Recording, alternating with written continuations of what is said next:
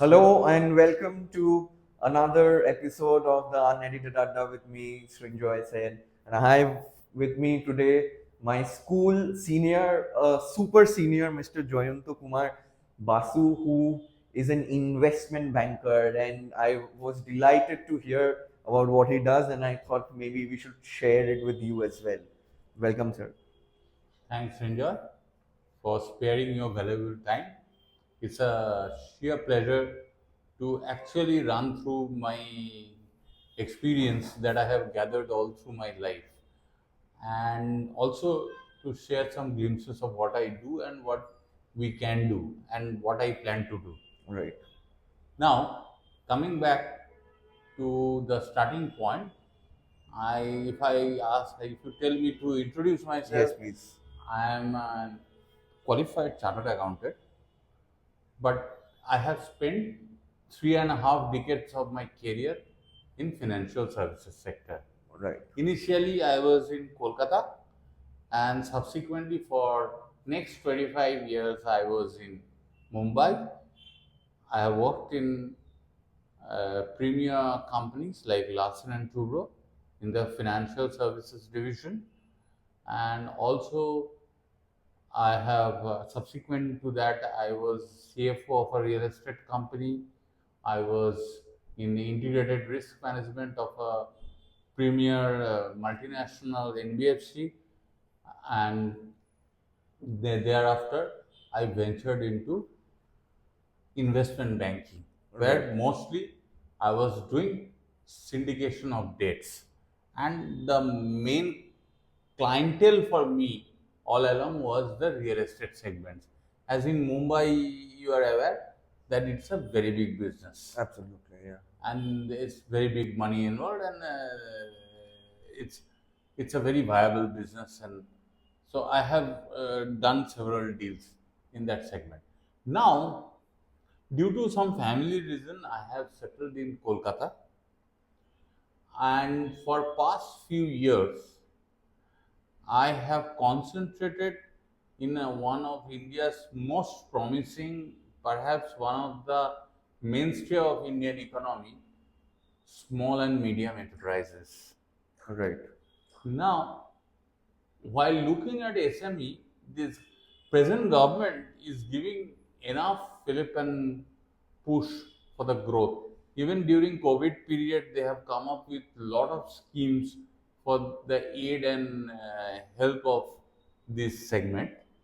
And subsequently, it has they have realized that apart from debt capital, there is a acute requirement of capital, equity capital in the SME segment. Right. In order to facilitate that, they have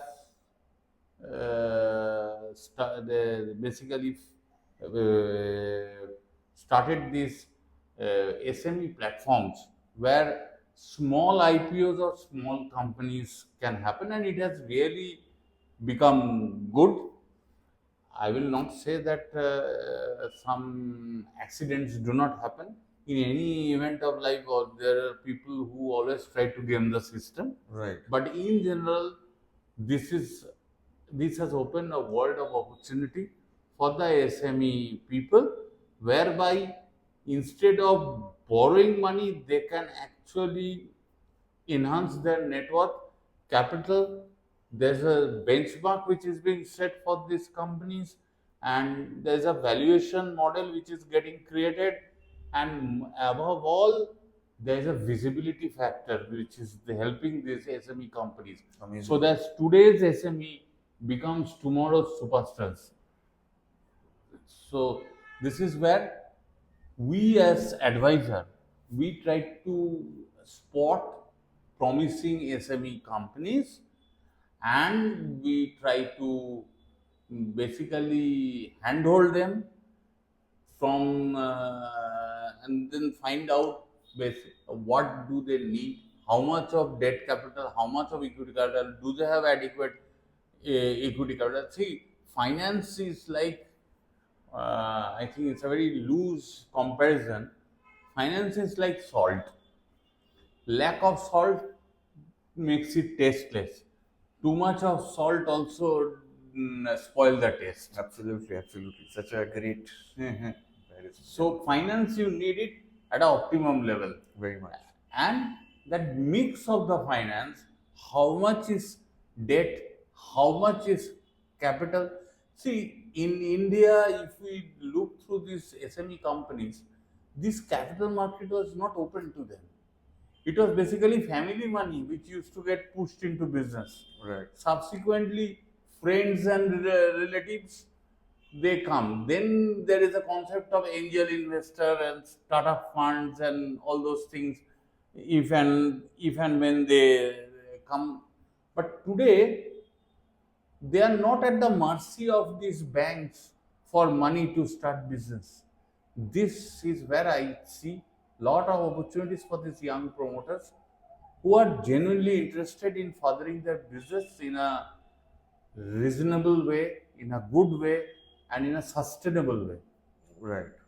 So that is where it is. You see, companies of all huge segments are flocking into the market because they have also seen the opportunity. And today, a lot of them are actually furthering their growth through this process. Right. Ultimately, this capital is providing them that growth capital, and they are also now, what has happened, they have become responsible for their action because now they are becoming monitored, Yeah. being listed companies. And you're playing with others' money. We're playing with others' money and being listed. So many guidelines, so many monitoring agencies, which actually force the promoters to follow the compliances. It's then it becomes a compliance-driven growth. So this leads to discipline in the economy, and it also creates a level playing field for a wide number of educated, I'll say, professional entrepreneurs, and and they bring in new ideas, new visions, and which really caters to. Now, what role do we play? Uh, Now, as we understand that this activity of IPO, SME IPO, is this capital in the SME sector can be done through SME IPOs, and there's dime a dozen IPOs are hitting which we come across. We First of all, our team, which is the Nostar Advisory, me and my colleague, he's also more than 3.5 decades of experience in the capital market. Right. We actually spot company. We do technical study. We do basically the economic viability of the product, and most importantly, we understand the uh, quality of the promoter. So all these parameters are taken into account, and if you feel that this company needs to be supported, or is a reasonably good promoter who is serious and sincere about business, and is open to compliances and guidances, we then select that company. We are sector agnostic. We don't believe, it can be any sector. Right. And sector agnostic, and then we select a company. We then sit with the promoter of the company.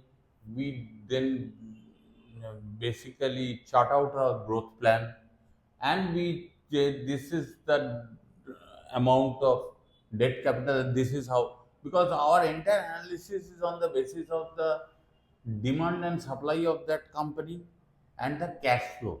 Because ultimately, whatever, even if you notice, the new SBI chairman who has taken charge recently, he has said that we have to come out of that collateral based model to cash flow based lending. Right.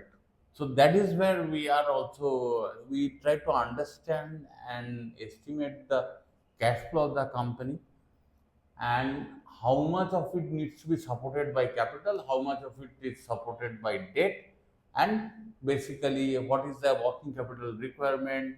Um, so all these parameters are looked into. So we prepare the financial models, we discuss, find out, and then we advise. Now, here in this case, we have a group of investors with us.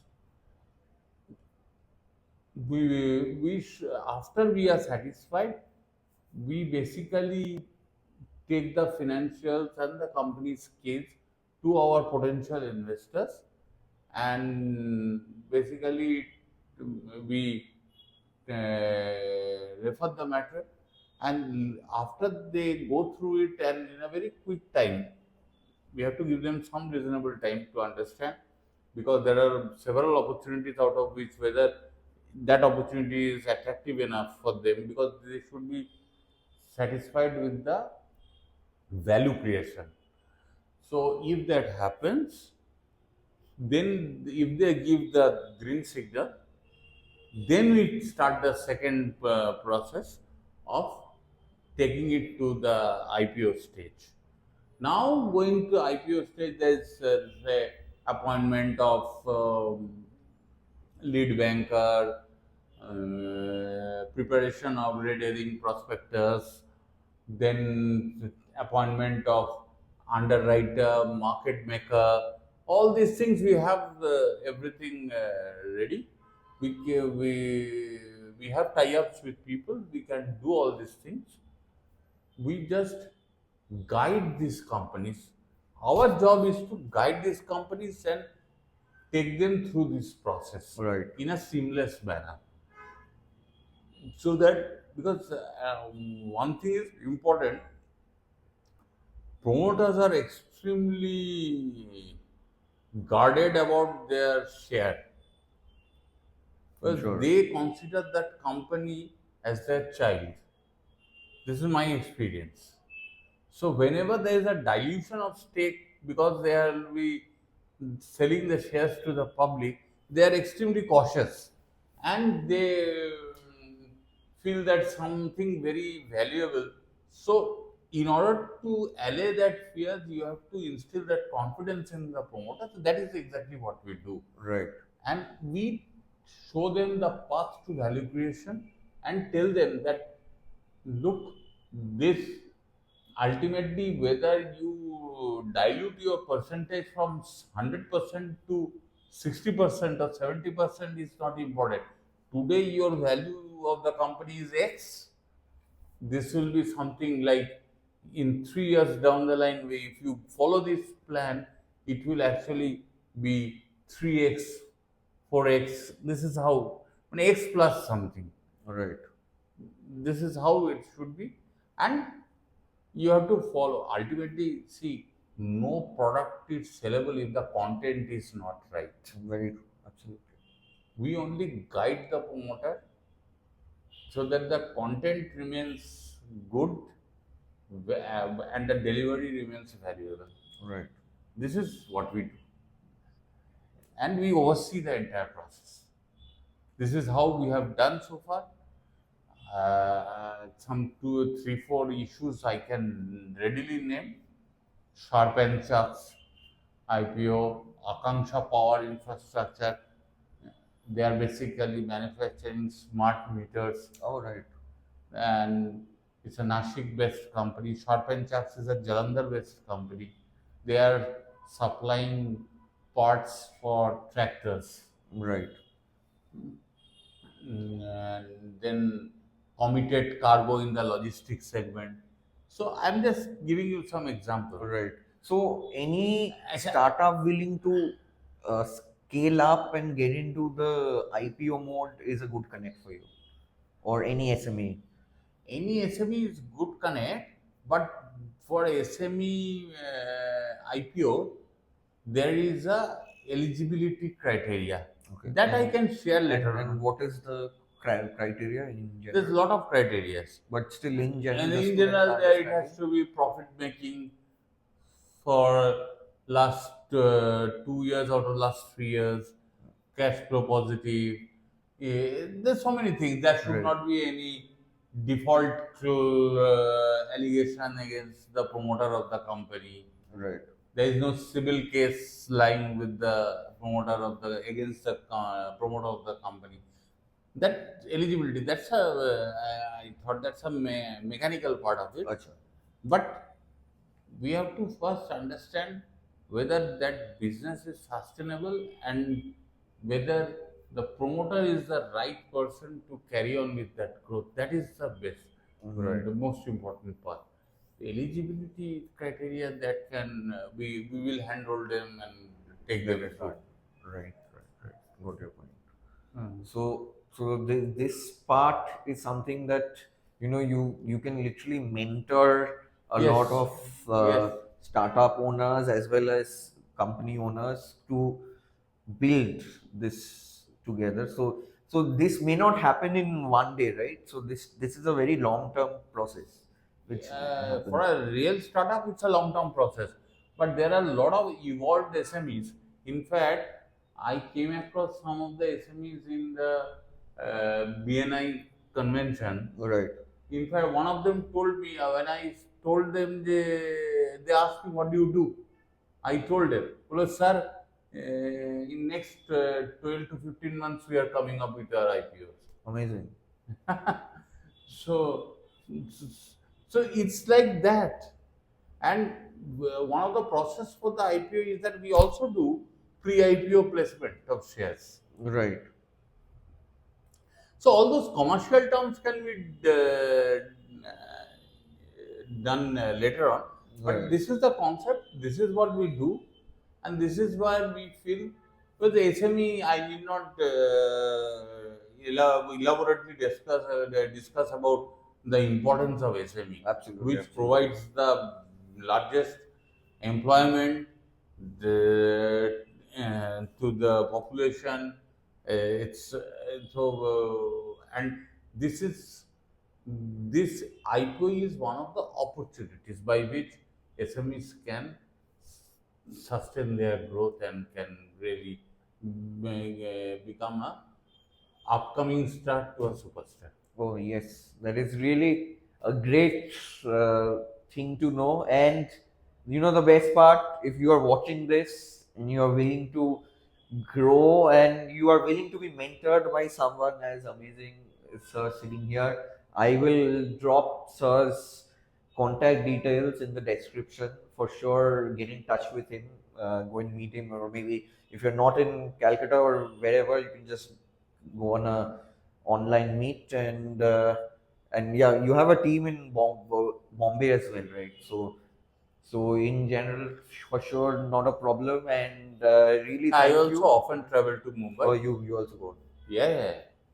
Out of last 6 months, for 3 months, I was in Mumbai only. Oh, all right.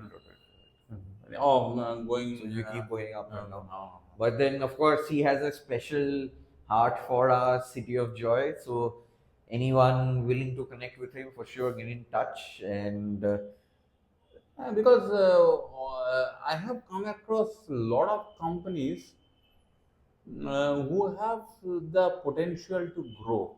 right. And it is basically not only that, some big brands of Kolkata, they are not aware of the challenges that they are going to face. Today, I don't know whether you are aware, the Haldiram's is getting the best of valuation from one of the biggest private equity fund. Now they have valued Haldiram for rupees 78,000 crore. Basically, their Nagpur and Delhi branch together. It's amazing. The namkeen and sweet seller and food is being valued at 70,000. It's you have to understand the dynamics of the valuation. Amazing, yeah. So, and they are willing to pay 41,000 crore for majority stake. In fact, they wanted to have 75% stake, which the promoters resisted. That said, chalo. So if they supposing they acquire Haldiram, it's an American private equity fund which is going to acquire Haldiram, and they decide to capture the sweet market of Kolkata. What they need is basically to install some machines and to get some carigars from these sweet shops. Right. They will, and they can do the marketing in a better way. Very much. So these well-known established sweet shops also, for their own survival, need to think in terms of growth, Right. of facing the competition. The things will not go the way they were doing for the past so many years. Amazing, amazing. Great thought to ponder upon. And this has been a really nice conversation for me, at least, because I am not from this background. So for me also, I'm getting to learn, and because we are recording it, so you all are will get to see it as well. So thank you so much for your time. Thanks, Srinjoy. I think credit is due to you, and No, no, no. Thank you so much for